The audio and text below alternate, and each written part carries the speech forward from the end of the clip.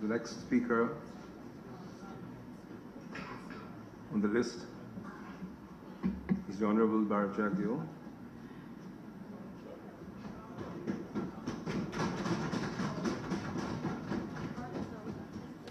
On the list is Mr. Trotman, then the Leader of Opposition, then Bishop Edgehill as the last three speakers, sir.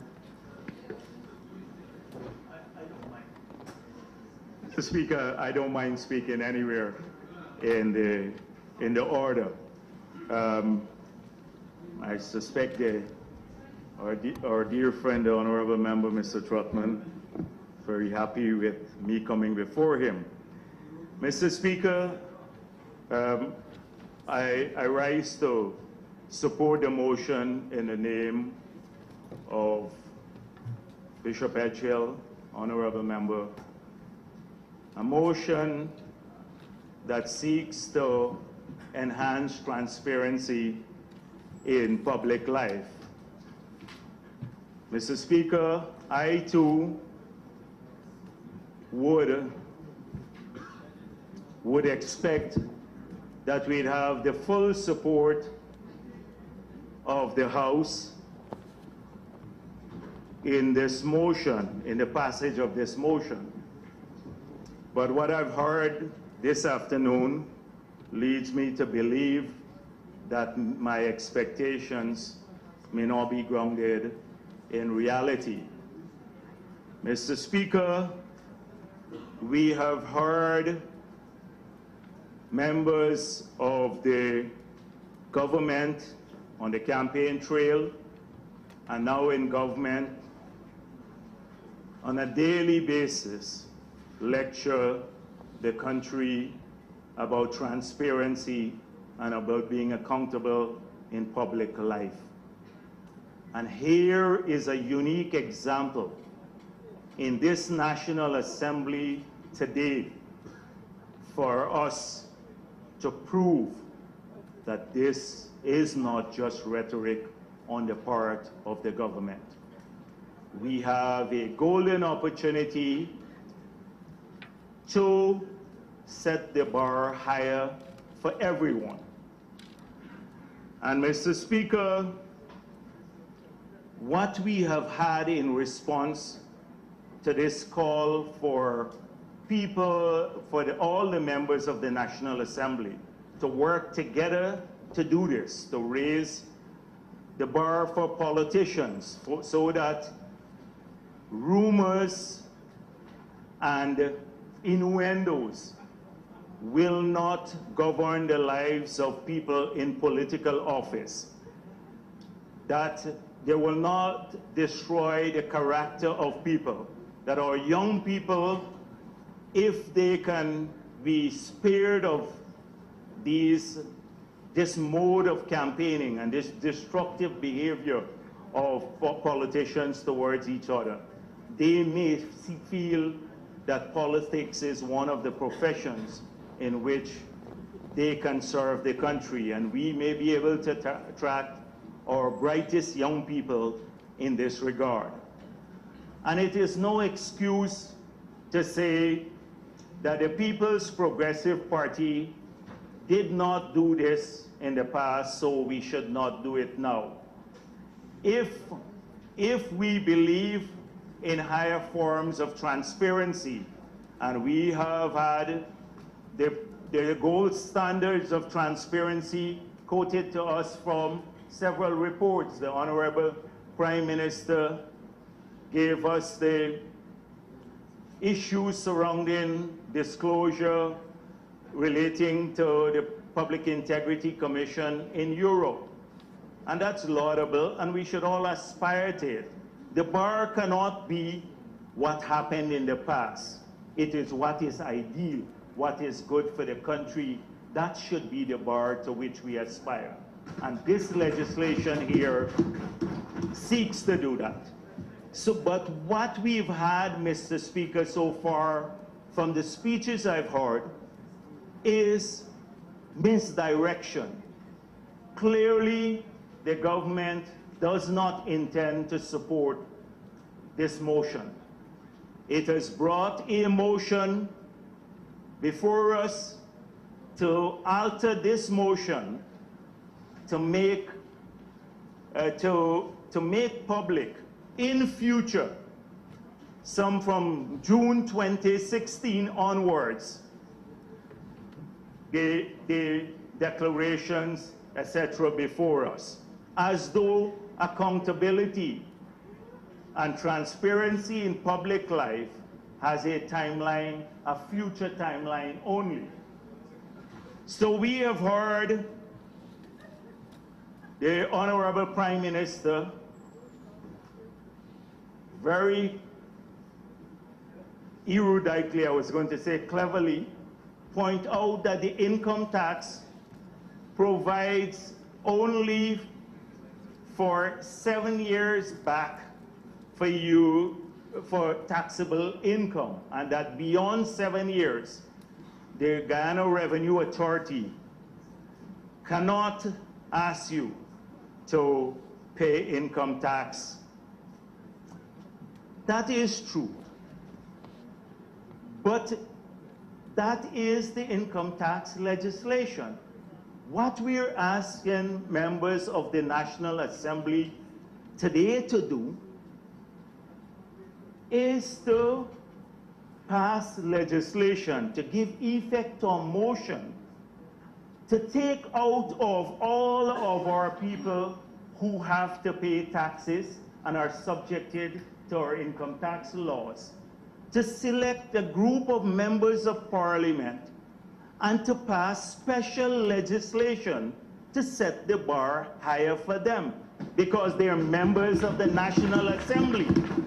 So to say, Mr. Speaker, that the legislation provides for tax payment by all Guyanese, and therefore we cannot consider it's discriminatory to only single out members of parliament. It is fallacious. It runs away from the real issue, and it's obfuscation of the motion before us. Mr. Speaker, although you can pay taxes, GRA has jurisdiction only for 7 years in the past. But one would assume that your declarations for the past 10 years would have been in the GRA. So there is no problem finding the declaration if we pass a law to say that members of parliament must make public their declarations. All we have to ask the Guyana Revenue Authority to do is to give us individually copies of our tax declarations for the past 10 years, or to make them public directly. So that issue, the excuse that was made here that we somehow are asking to do more than what is required by the Act and giving us long sections of the Act is just misdirection, does not deal with the issue at hand and the essence of what we are trying to achieve. Mr. Speaker, the Honorable Prime Minister said that there was a regime change in Guyana because of endemic corruption. And he said that this act does not capture everyone because there's one person who has not, or by law, did not have to submit declarations to the Guyana Revenue Authority.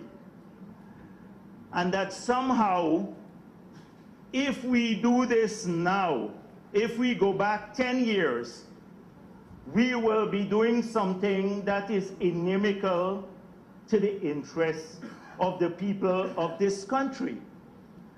Well, I cannot understand the logic of this, Mr. Speaker.